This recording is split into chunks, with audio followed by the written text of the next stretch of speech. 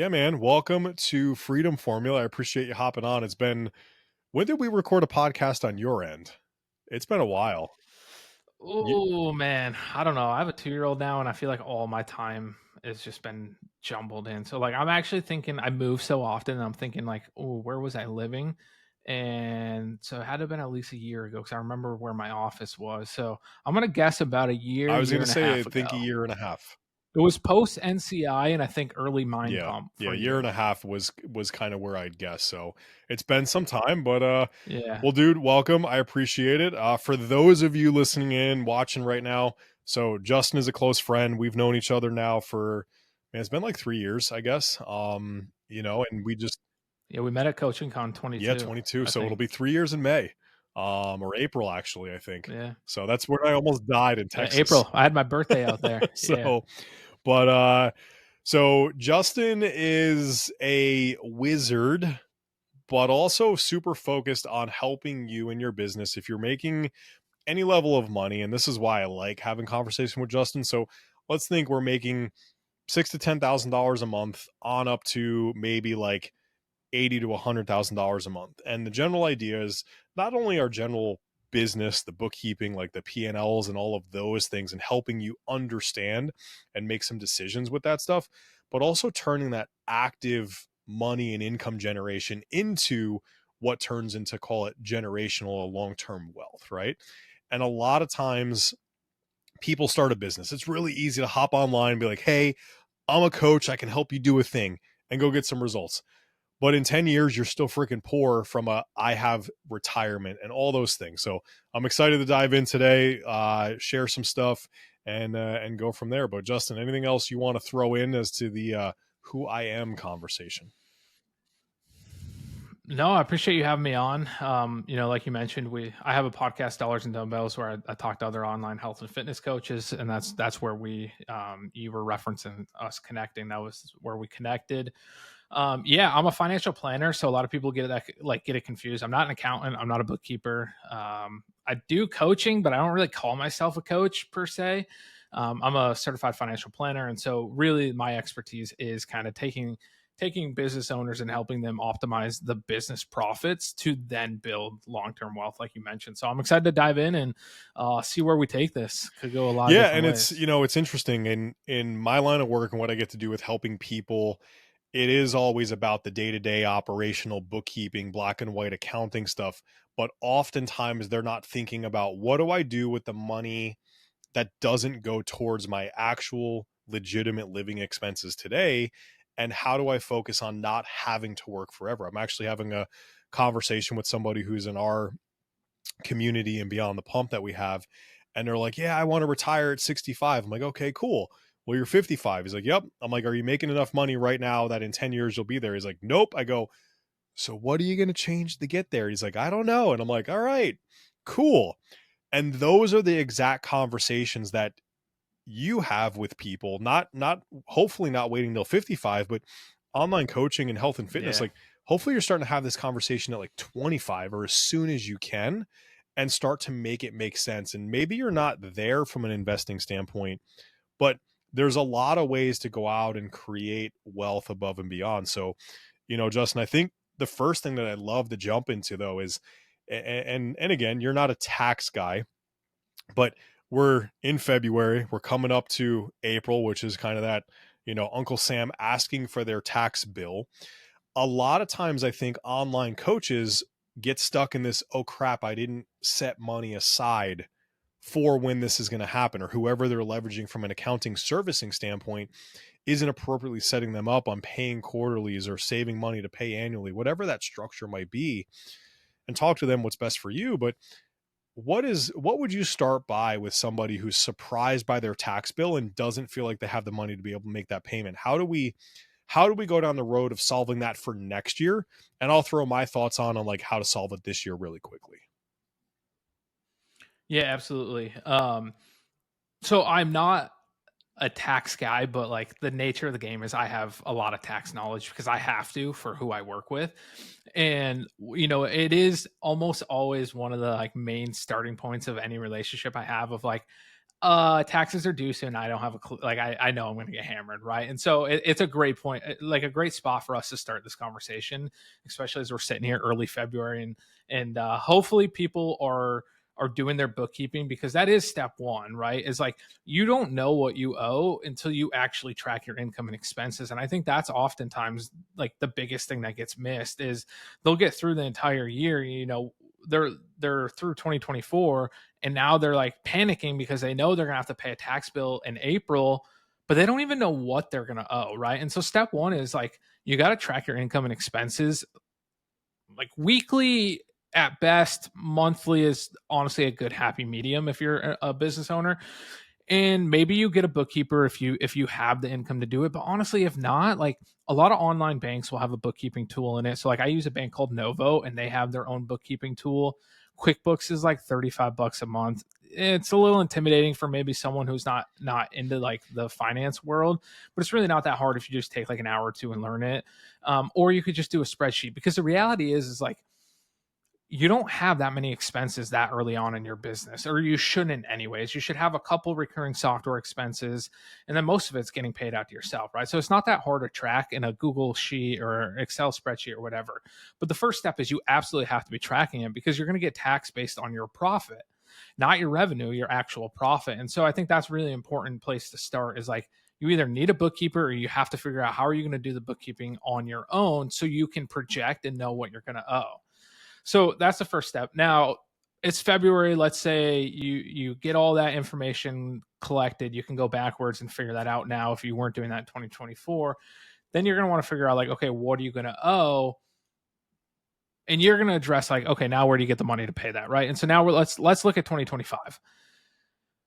When you get paid from a client, X amount of that should just go to taxes. So for example, if you get, a $300 monthly recurring payment from a client, 15% of that should go to taxes. So that's, $45 or something like that. I'm not actually I great was with just, math in my I, head. I was, I saw We have I 45 have a came into my calculator. You know brain. what I'm I like, mean? Justin, you're the math guy. Why is it taking you so long, bro?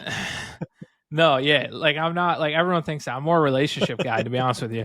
I have calculators for that. So, anyways, $45 should go, straight to an account designated for your taxes. Now, I was saying I use Novo. There's other online accounts, Relay, Found. There's good online bank accounts that I really like for coaches, because they will automate this. Like as soon as that $300 hits my Novo account, 15% gets put in this like imaginary like envelope for taxes. And then what I do next is in my system, the system that I teach coaches, I'll then move that 45. I'll do this like once a month. It doesn't have to happen every time you get paid, but that tax account will build.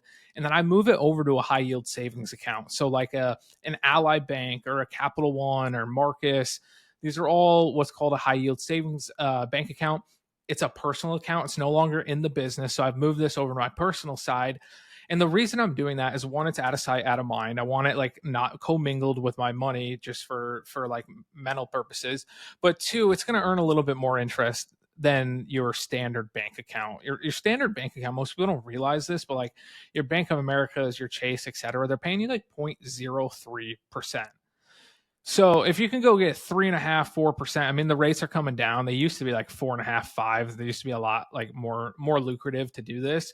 But even if you're getting 3%, 3 compared to 0.03 is it's a big difference when you're, might be stacking 10, 20,000 in there. So that's the next thing you want to do. You want to be automatically setting money aside. Now, the next step, some people agree with and disagree with, right? So the IRS says you need to pay quarterly tax payments. I do know a lot of business owners that will just wait till the end of the year, pay the penalties, and just do it.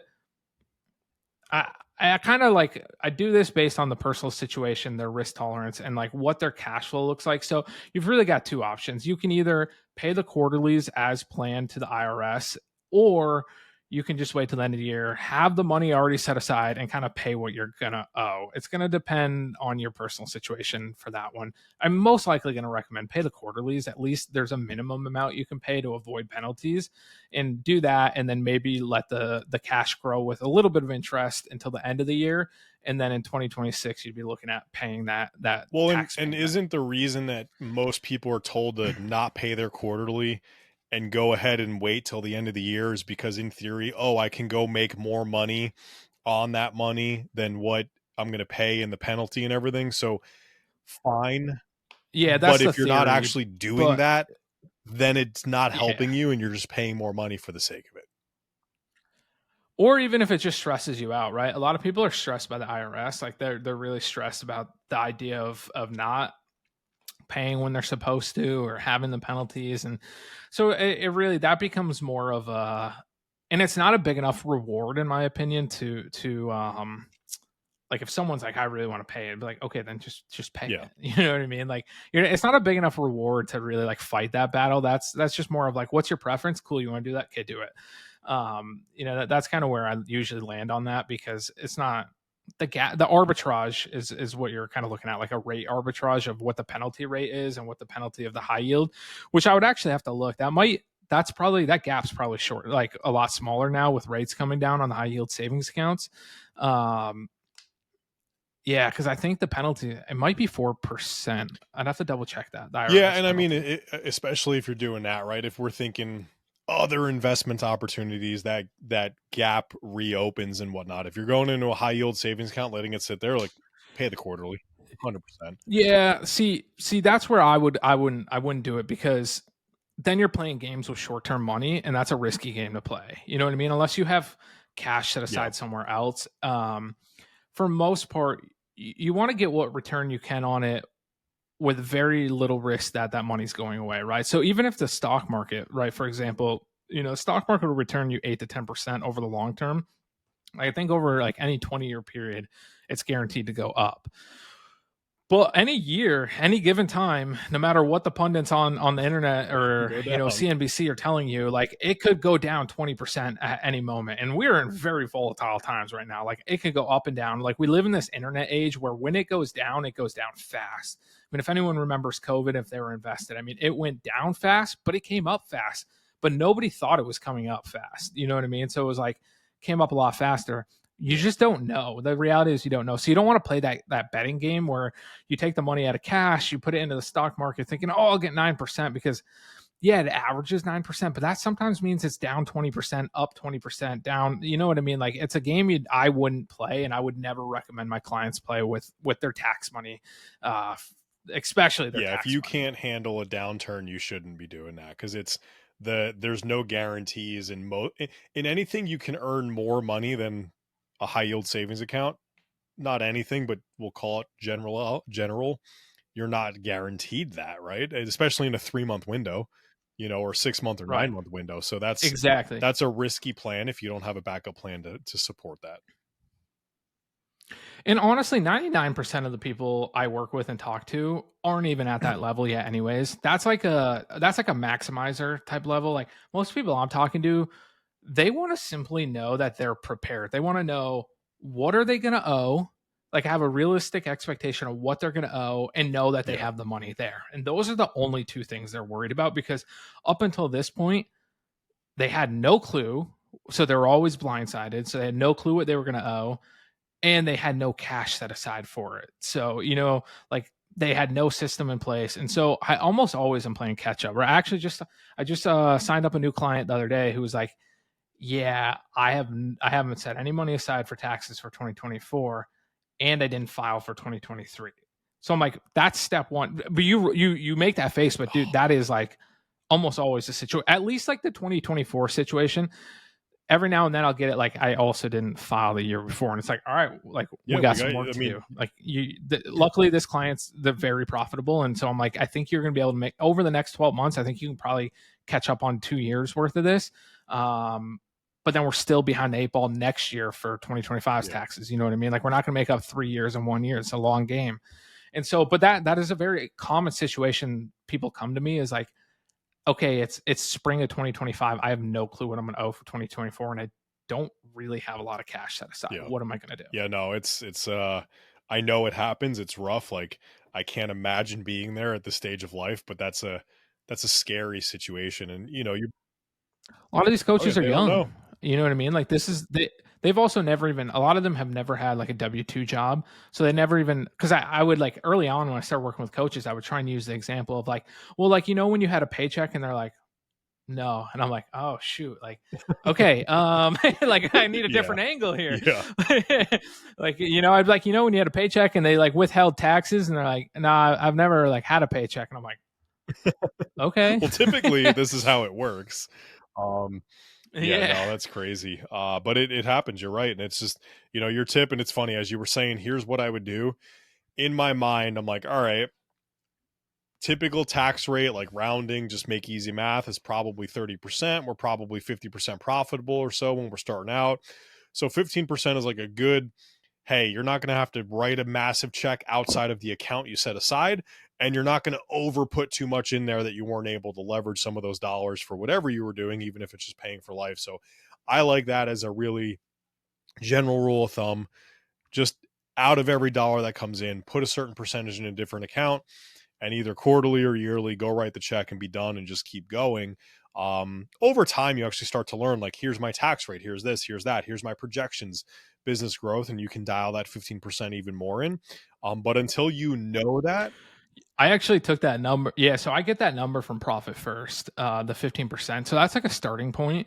But to your point, like once you start working with someone like me, we're gonna yeah, dial in like what do you actually, and that's on your revenue, right? So when you actually look at your profit, you're paying a higher percentage because you got self-employment tax, etc. So you're probably paying closer to 20 to 30, depending where your income actually is. And then we probably won't dive into this here, but then you start looking at S corp and other things to save on taxes. But yeah, 15% of revenue is actually something I take from Profit First. And it's just a starting point to your point. Like you then want to dial that in, like get a little more clear on what your yeah, percentage yeah, is. no, that makes sense. A lot of times people don't even really know what percentage they're going to be at. And you look at the tax rates and all these things, and you're like, wait, I don't even know. And that's kind of confusing the first time you look at it. So, um, Most people don't even know how tax rates work. Like the marginal tax rate system. No, I mean, like, you like, at first I was like, wow, this is crazy. But then the more you talk to people, like they don't actually realize, like a certain amount of income's taxed at 10%, and then it's above. It's kind of like a yep. waterfall system. A lot of Yeah, a people don't lot of people. realize that. You're right. Actually, it's like, oh, my entire income is taxed at this rate, and it's like, not necessarily. Your realized rate is usually less than what it says there, but you got to do some math to Yep. figure it out. If you assume it's that and you prepare Yeah. for that, you'll always be pleasantly surprised, right? So, Exactly. but Yeah. Yeah. If you're in the 24% tax bracket, you're most likely not actually paying 24% on yeah. all of your income once you do deductions and tax rates and all that fun stuff. So, taxes, tracking, QuickBooks, whatever it might be, none of that stuff is sexy in business, right? Sadly. But if it becomes sexy, you start to think about being able to leverage those dollars and think about it above the, hey, I'm making money today to go pay for my life today. And at some point you want to start thinking about, like, what I would call in my world your freedom, right? Like, you've Mhm. you've started a business which should in theory be a means to an end. And it's not just about making money and income now, but rather saving for the future. So I'm a business owner. I got my taxes on lock. I'm using QuickBooks or whatever it is to track my things. Like, all that stuff is pretty good. And I'm making some extra money, and I have money sitting in a savings account. And it's not just $500, but I'm getting tens of thousands of dollars now because I'm living a lean life. Like, what are the first one or two things that you typically suggest people start looking into, learning about, or doing to start forward thinking about that wealth, that idea of freedom or retirement, or that idea of just building something that lasts above this basic thing I have now? Yeah, absolutely. And kudos to you for living lean because most people aren't. So you have to start by actually living lean. Um, the first thing I'm going to look at is an emergency fund. So, this is the least sexy thing since you want to bring that up. Everything I do is very not sexy, right? I am like the boring adult in the room, and most people like would prefer not to have me there, but then also realize they need me there. So you want to make sure you have an emergency fund. So this could be anywhere from like 3 to 12 months worth of cash. Now, three months being like you have a spouse who earns a good income from a pretty reliable job. 12 months being like, you're the only person like you're relying on. Your income's very volatile. You probably need quite a bit of cash. So you want to then take out all your high interest credit card debt. So a lot of business owners, they'll use personal loans or credit cards. So anything like above 6 to 8%, you're probably going to want to wipe that out. So car loans, student loans, those things, not as high of a priority, but credit cards, personal loans, like those definitely, you want to wipe those out pretty quickly. That's the next step. Once you do those two things, I kind of call that like you've earned the right to invest, right? So now you don't want to just stack cash in the bank account. And I do see this for the ones who are really good with managing their money, but they might be scared to like invest it, will just stack an immense amount of money in like their business bank account. I'm like, well, one, get that the hell out of the business, right? Because that's at risk if it's sitting in your LLC. At least get it, out of there. But two, let's start investing. And so where I'm actually going to look there is at self-employment retirement account. Well, let me back up. One, I'm going to figure out what are your goals. Like if you're someone who is going to want to pivot, start a new business, then I might look at a more flexible account, like a brokerage account, and not tie it up in like a retirement account, because there's a lot of different types of accounts. Investments gets a little tricky when we start to do this, because there's a handful of accounts, and I'm going to name four of them that I think are going to be most relevant in this situation, but there are some other ones. A Roth IRA, then there's self-employment retirement accounts. So there's a SEP IRA and a solo 401k, which are two really great accounts. And then there's just a taxable brokerage account. Roth IRA and taxable brokerage account have a lot of flexibility. Roth IRA has very low income limits, so you'll hit the cap pretty early. If you're making a lot of money, you're probably not eligible to contribute. Anyone can contribute to a taxable brokerage account. And then those SEP IRAs, they have like weird, the SEP IRA and the solo 401k, they have weird calculations on how much you can add to it based on how much profit you have. So you kind of want to be working with someone to help you do that calculation. But those are really helpful because they're tax deferred. So they can bring your taxes down. So to back up here, a Roth IRA is probably going to be one of the first accounts because it's the easiest to open. But the drawbacks are, or the benefits are, you put money in after tax, so you already pay the taxes on it now, grows tax free, withdraw it tax free in the future. The drawback is like if you withdraw the earnings before 59 and a half, then you're going to pay penalties and taxes on it. Whereas if you wait, then it's no penalties, tax free. However, there is one little wrinkle most people don't realize is your contributions to the account, because you already paid taxes on it. You can withdraw those at any time. So more flexible than other retirement accounts, but still like kind of limited for most people, because you can only add 7,000 into those accounts on an annual basis, and this changes every year. But as of 2025. The brokerage account, literally anyone can add to it. It's going to be, there's no tax advantages. So it's just going to go in after you pay taxes. Any income you receive is going to be taxable in that year. And if you sell it for a gain later on, you're going to pay taxes on the gain, but it'll be favorable rates at long-term capital gains rates.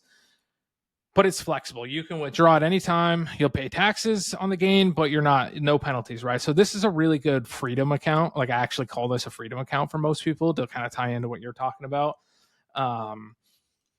So those are the four accounts that I'm looking at. It's hard to say like this is the order to go in without knowing the situation. So I'm going to stop there and see what questions you have, and we can dive deeper into any of those. And yeah. So, I like how you bring up actually having a certain amount of months to a year of expenses saved. So I always call it the RDF, the rainy day fund, because rainy day emergency fund. It happens. Like it just happens. Dude, so many people want to skip this step. Like so many people want to just like pretend like nothing can happen. The other thing too, I feel like people forget is you can still put that in one of those like cash accounts that is still earning 3.5%, 4%. It doesn't have to sit in a checking account that get nothing. You should, or somewhere that might potentially earn a little bit more, but you want to de-risk it and have easy access within days at most, I would say, for that. But that's super important. And to your point there, you can always reinvest your money into your business. Don't let a shit ton of money just sit in your business for the sake of sitting there. Don't bring it down to zero, but you don't need 6 months worth of business money sitting in your business. You can always put it into your business, right? Well, you could also just take it out of your business too, because like most people don't, a really common mistake that I'll hear early on working with people is like, I left the money in my business so I don't get taxed on it. That's not how it works. So you get taxed on your profit, whether you take the money out of your business or not. Unless you're a C Corp, that's really not going to apply to anyone listening to this, most likely. If you're a C Corp, just ignore me. for like everything, for literally like this whole, like Stop honestly, just turn it listening. off. Come Stop back next listening. week. Yeah, come back next week. But no, so like you're going to get taxed on the profit. It's going to flow back to your personal return. So it doesn't matter if you like take it out of the business or not. The reason I would say take it out of the business is because if you're an LLC and you form an LLC, you're creating a legal separation between you and your business.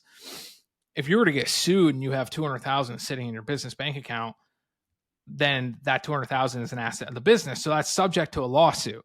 Now, this is probably a rare situation, but it's just like good housekeeping. You know what I mean? If you move that over to your personal assets, well, they're not suing you, they're suing the LLC, and the LLC no longer has that asset. So it's kind of just a housekeeping thing to like, don't keep too much money. Keep a little bit. Like you want to have some type of baseline. I usually say like 2 months worth of expenses, but don't let just money sit there for the sake of sitting there unless you have Yeah. a purpose Yeah, for it. no, good point there. And yeah, if you have any high interest debt, any credit cards, anything that is outside of normal stuff, like you mentioned, car, your mortgage, living, stuff like that, I also like highlighting that because some people try to invest, but their investment earnings is not outpacing the interest they're paying on bad debt. And it's like they're still falling deeper into the hole because they're just not focusing and prioritizing where it feels good that that egg is growing per se, but the amount of money you owe is also still growing. Like you're net negative in that scenario. So, uh, The average credit card interest is going to be like 25 to 30%. And so when you look at it that way, it's like, where could you go find a guaranteed rate of return of 25 to 30%? You yeah, can't. the Not word guaranteed, you know guaranteed what I throws the mean? wrinkle in there. Yeah. So just pay off that credit card debt and you're getting a better return than if you were to just invest. And some people argue like compound interest and stuff. It's like the point you were just making is like your debt's Mhm. growing. That's compounding. That's like compound Yeah, interest hurting you.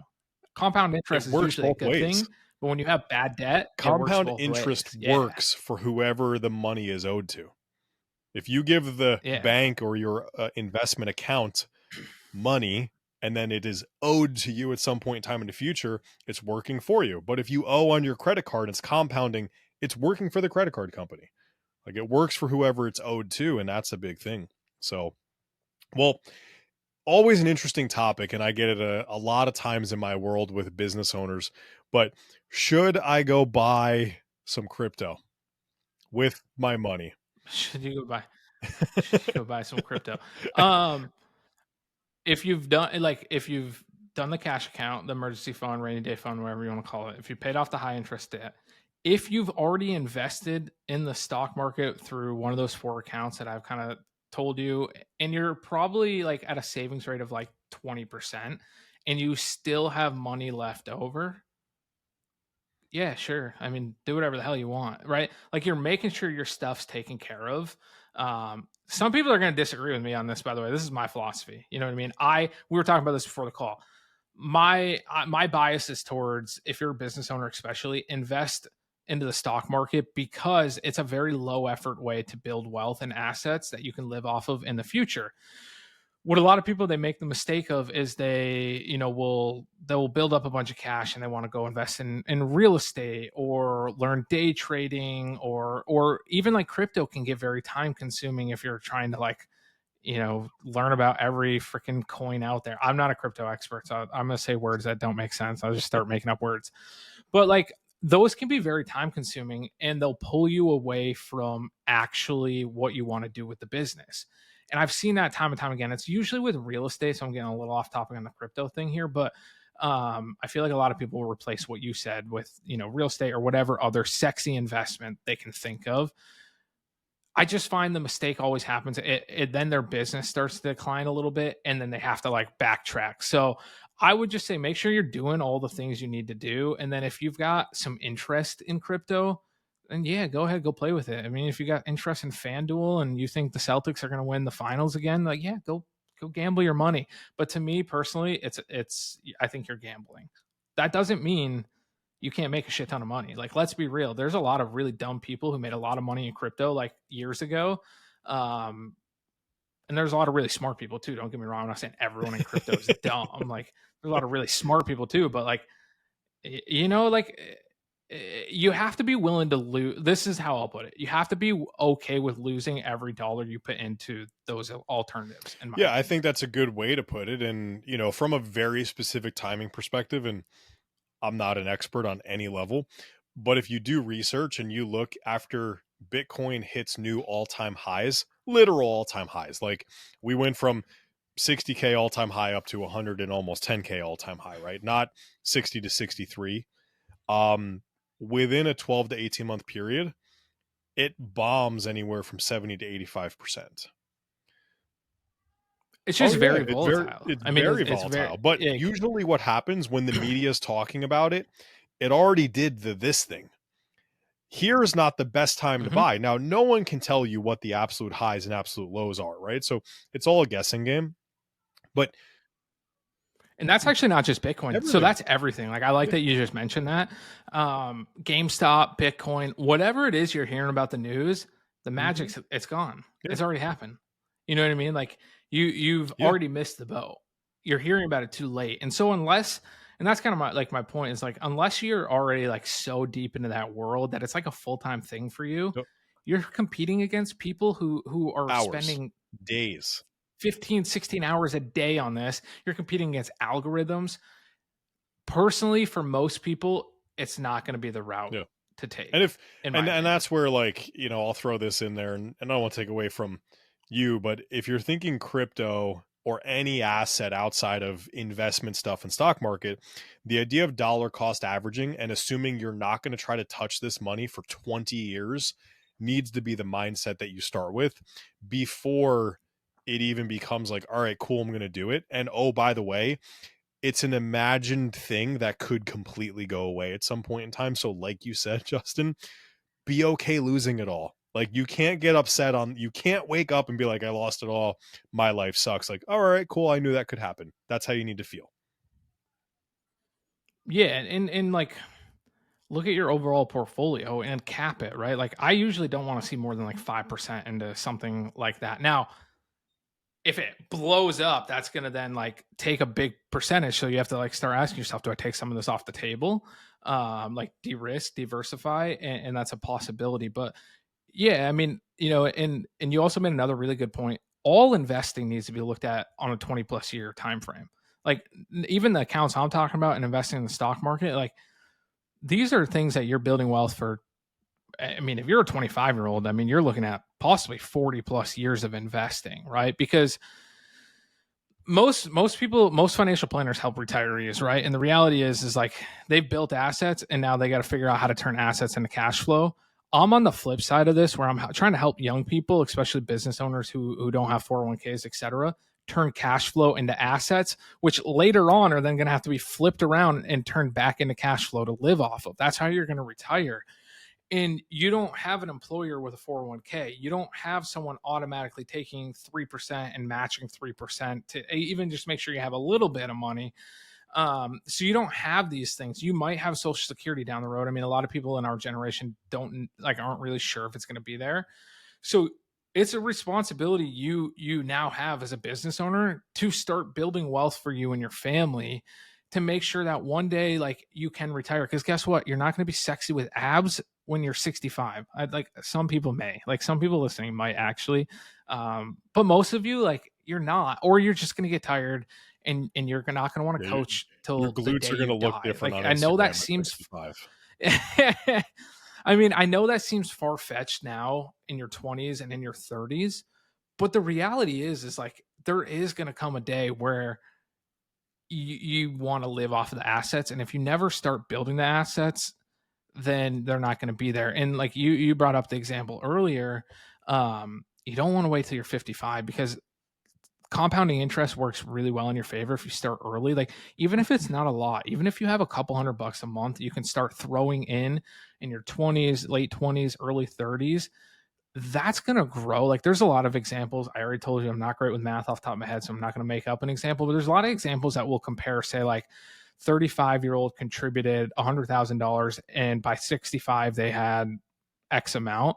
And then that 45-year-old contributed $100,000 and by 65 they had X amount. And the 35-year-old will be like 3 times, right? So I'm making up numbers here, but just to like show you the drastic difference. Or the example would be like, if you wait till you're 45, you'll have to invest 300,000 to get to the same Yeah. number. You know what I mean? So like the earlier you start, even if it's a lower dollar amount, start building that habit. And then it becomes kind of an identity thing. I'm a big James Clear fan. So if you can build the identity of being a saver, an investor, someone who builds wealth for their family, then it's going to snowball from there. You'll start to have more profit with the business. You'll be able to save and invest more and increase that savings Yeah. rate over time. So when Sounds a lot Yeah, like fitness, when right? we were messaging, and we probably touched on a couple of key points here, but you were talking about the wealthy coach playbook effectively, right? So Yeah. talk to me a little bit about that, what that is. And again, I'm sure we've already tapped a couple of pieces of that, but like what is that? Yeah, for sure. So it's kind of the framework that I go through with coaches, and it's going to be applicable to the coach who wants to build a lifestyle or like small coaching business. Most likely has a family, some young kids, so they're not trying to be this like massive scalable company, but they want to have a really high profit and they want to use it to build wealth for freedom, right? That's what everyone wants, is freedom. So the wealthy coach playbook is like, we're going to look at how to optimize profit in your business, how to prepare and have a system for your business cash flow and your personal cash flow to make sure that you're, putting money aside for your taxes, putting money aside to pay yourself more, and then what other expenses you have in the business, and then a personal cash flow system for like, okay, save and invest first, figure out what your living expenses are, that type of thing.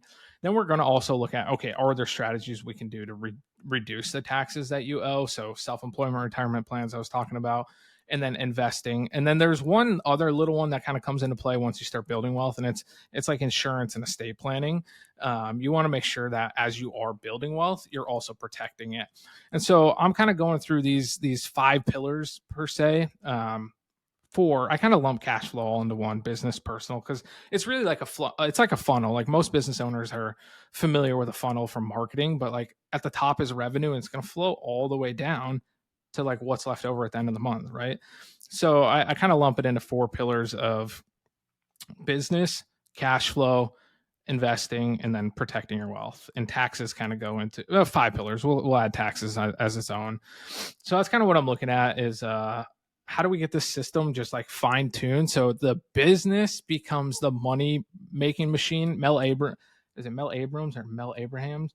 Um, he talks about it this way, and I really like it. The business is the money machine, and then as you like put money into the stock market, that's your wealth machine.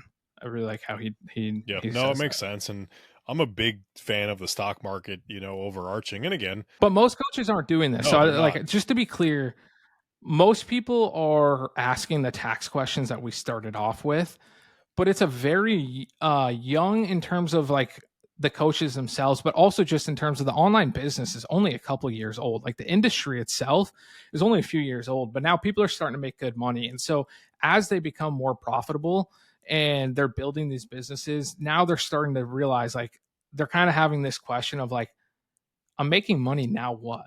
Right. And that is the next step you have to get to. It's not enough to just like, okay, I put cash aside and paid my taxes. Like you have to go above and beyond that. And I feel like the industry's hitting like a maturation point of like, now some people are getting to that point where it's like, okay, I figured out the business side of this. Now what? And so that's why I think this conversation is becoming more relevant for Yeah, and you coaches. bring up a good point. Like there's so many people out there that they're just trying to make 100K, pay for their apartment, pay for their car, eat food, be healthy, have their gym membership, and go on a vacation or two.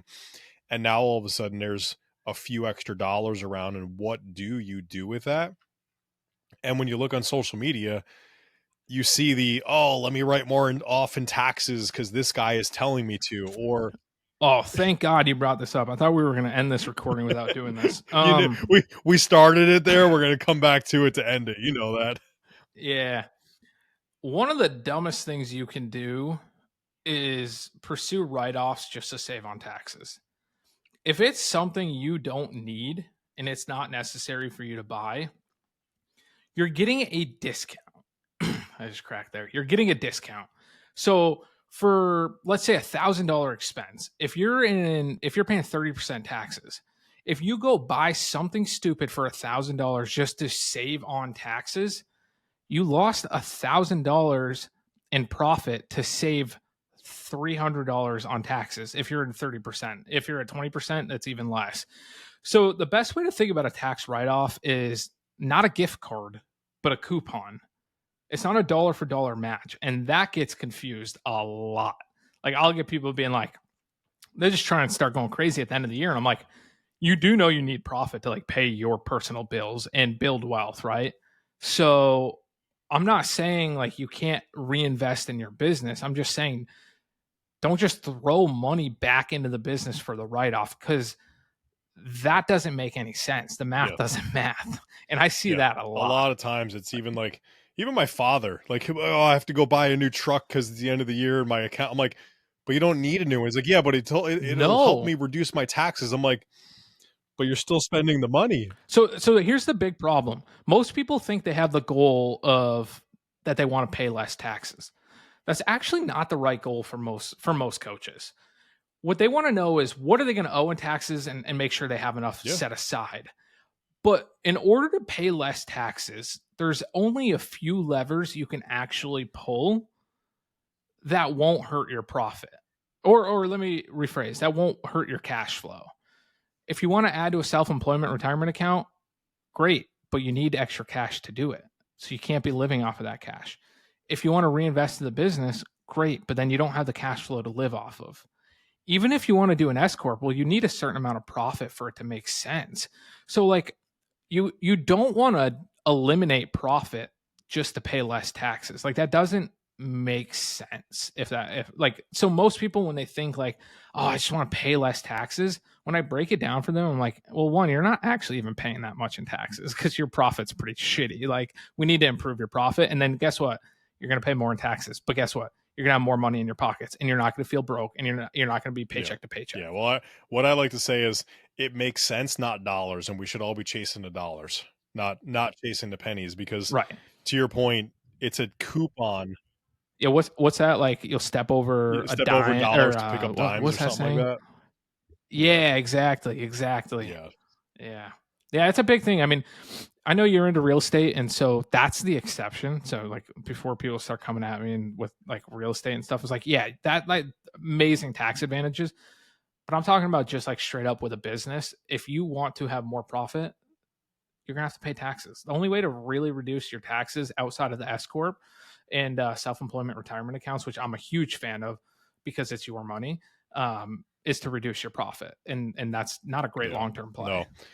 I love it, dude. Well, hey, as we're wrapping up here, where can people find you? Like, where's the best spot for people to go? Get some more information. What does that look like? How do I get into Justin's world? Yeah, Instagram is the best place to find me.